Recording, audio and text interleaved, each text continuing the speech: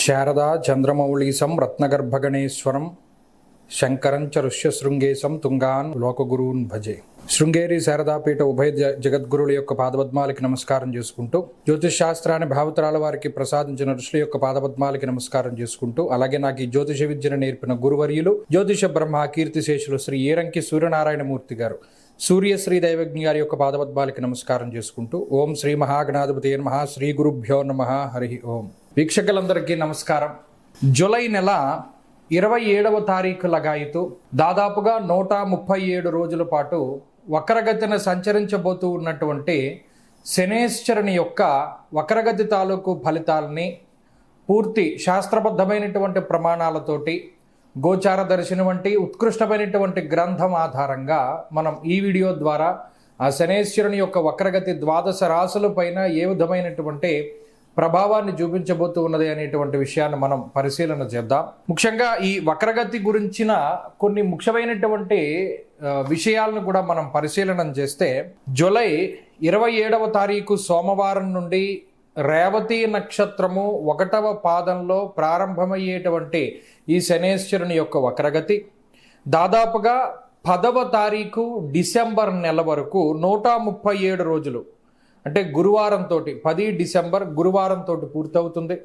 137 రోజుల పాటు ఉత్తరాభాద్ర 4వ పాదము, ఉత్తరాభాద్ర 3వ పాదంలోకి శనేశ్వరుని యొక్క వక్రగతి కొనసాగుతుంది. ఇక్కడ కొన్ని ముఖ్యమైనటువంటి విషయాలు ఏంటి అంటే, 350 డిగ్రీల 36 భాగాల్లో ప్రయాణిస్తూ ఉన్నటువంటి శనేశ్వరుడు వక్రగతిని ప్రారంభించి 343 డిగ్రీల 47 భాగాల వరకు కూడా ఆయన సంచారం జరుగుతుంది. ఇది నేను చెప్తూ ఉన్నటువంటిది కృష్ణమన్స్ ఎఫిమెరీస్ ఆధారంగా చేసుకుని నేను ఈ ఫలితాలను చెప్పడం జరుగుతూ ఉన్నది. అలాగే ముఖ్యంగా గోచారమందు వక్రించినటువంటి ఫలితాలు స్పష్టంగా మూల గ్రంథాల్లో ఎక్కడా కూడా చెప్పబడి లేవు. ఈ విషయాన్ని మనం దృష్టిలో పెట్టుకోవాలి. ఎందుకంటే ఋషులు చెప్పినటువంటి విషయాలన్నీ కూడా రుజు మార్గంలోనే, అంటే ముందుకు ప్రయాణం చేస్తూ ఉన్నటువంటి గ్రహాలకు సంబంధించి, అంటే ఫలానా గ్రహం ఇక్కడ ఉంటే ఈ ఫలితం, అక్కడ ఉంటే ఆ ఫలితం అని చెప్పడం జరిగింది తప్పితే ఫలానా గ్రహం వక్రించినప్పుడు గోచారంలో ఈ ఫలితం ఉంది అని ఏ ఋషి కూడా మనకి చెప్పలేదు. ఈ విషయాన్ని స్పష్టంగా ఇది మూల గ్రంథాల్లో లేదు అనేటువంటి విషయాన్ని దృష్టిలో పెట్టుకోవాలి. 1. 2, కానీ వక్రించినటువంటి గ్రహాలు జాతకంలో లగ్నాత్తు ఏ విధమైనటువంటి ఫలితాలని ఇస్తాయి అనేటువంటిది మూలాల్లో ఉన్నది, మూల గ్రంథాల్లో ఉన్నది. అంటే గ్రహాల తాలూకు అవస్థల గురించి మాట్లాడినప్పుడు ఋషులు కొన్ని మాటలు చెప్పారు. పీడితావస్థ, శక్తావస్థ, ముదితావస్థ, శాంతావస్థ, ఇటువంటి అవస్థల్లో వక్రించినటువంటి గ్రహానికి సంబంధించిన అవస్థని చెప్పడం జరిగింది.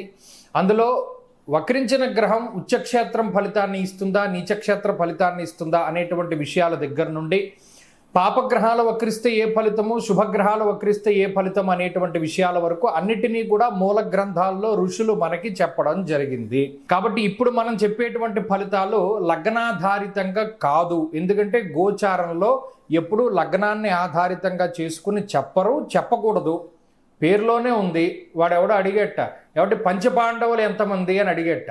ఏమయ్యా పేరులోనే ఉంది కదా, పంచ అంటే 5 పాండవులు అంటే 5 పాండవులు అని పేరులోనే ఉంది కదా, మరలా అడుగుతావేంటి అని అన్నట్టుగా రాశి ఫలితాలు అని, రాశి అంటే చంద్రరాశే కదా, రాశి ఫలితాలు అంటే రాశిని బట్టి ఫలితాలు కానీ లగ్నాన్ని బట్టి ఫలితాలని ఎక్కడుంది? పేరులోనే ఏమంటే రాశి ఫలితాలు రాశి నుండి వస్తాయా, లగ్నాన్ని నుండి వస్తాయా, పంచపాండవులు ఎంతమంది అని అడిగినట్టే ఉంటుంది. కాబట్టి రాశి ఫలితాలు అంటే రాశిని బట్టి చెప్పే ఫలితాలు. ఇక్కడ లగ్నానికి తావు లేదు, ఉండదు. అసలు మూల గ్రంథాల్లో రాశి ఫలితాలు ఎప్పుడు లగ్నాన్ని బట్టి చెప్పలేదు, చెప్పరు, ఎవరు చెప్పబోరు. ఎందుకంటే ఏదైనా ఋషిప్రోక్తమైన గ్రంథం ఉండాలి. ఇక్కడికి 2 విషయాలు.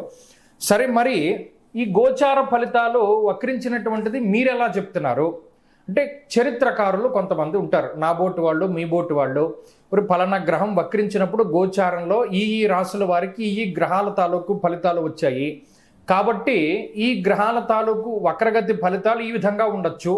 ఇప్పుడు ఉదాహరణకి కుజుడు స్తంభిస్తారు, అది గోచార రీత్యానే స్తంభన అనేటువంటిది ఉంటుంది.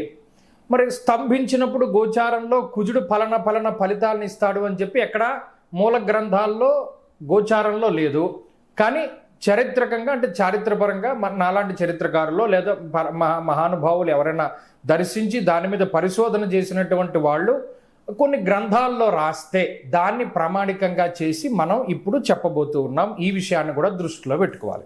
సరే, ఇక్కడికి మనం మూల విషయంలోకి వస్తే, శనేశ్వరుని యొక్క వక్రగతి అంతా కూడా మీనరాశిలోనే ఉంటుంది. రాశి మారలేదు. రాశి మారనంత వరకు ఫలితం ఒక విధానంలో ముందుకు వెళుతుంది. రాశి మారిపోతే అంటే కొన్నిసార్లు శనేశ్వరుడు వక్రించి మీనంలో ప్రారంభమై కుంభానికి వచ్చేస్తారు, అప్పుడు ఫలితం మారిపోతుంది.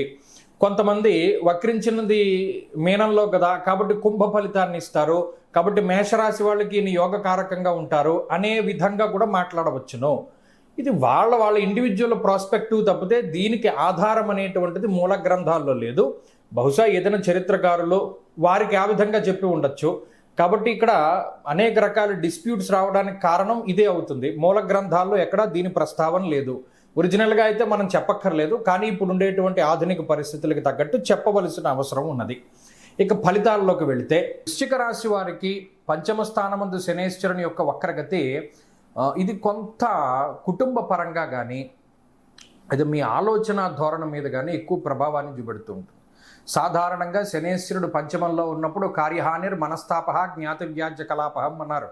అంటే ఏదో ఒక కార్యభంగము, అంటే ఏది ప్రారంభించినా అవ్వకపోవడం, మన జ్ఞాతులతోటి ఎక్కువ వైరం జరుగుతూ ఉండడం ఇత్యాది విషయాలతోటి బుర్ర పాడైపోతూ ఉండడం ఇలా కలగజేస్తూ ఉంటారు. అయితే ఇక్కడ సొంత బంధువులు, సొంత కుటుంబ సభ్యులే మనకు వ్యతిరేకంగా ఉన్నారనేటువంటి భావనను కలగజేస్తాడు. ఇది భావన మాత్రమే, మీరు అది గుర్తుపెట్టుకోవాలి. మన కుటుంబ సభ్యులు మనకు వ్యతిరేకంగా ఉన్నారు, లేకపోతేనేమో ఇప్పటివరకు మనం పోషించినటువంటి వారు మనకు వ్యతిరేకంగా ఉన్నారు, మనం ఇంత కష్టపడి వీడి కోసం పనిచేస్తే వీళ్ళేంటి మనకు వ్యతిరేకంగా ఉన్నారు అనేటువంటి భావన కలుగుతుంది.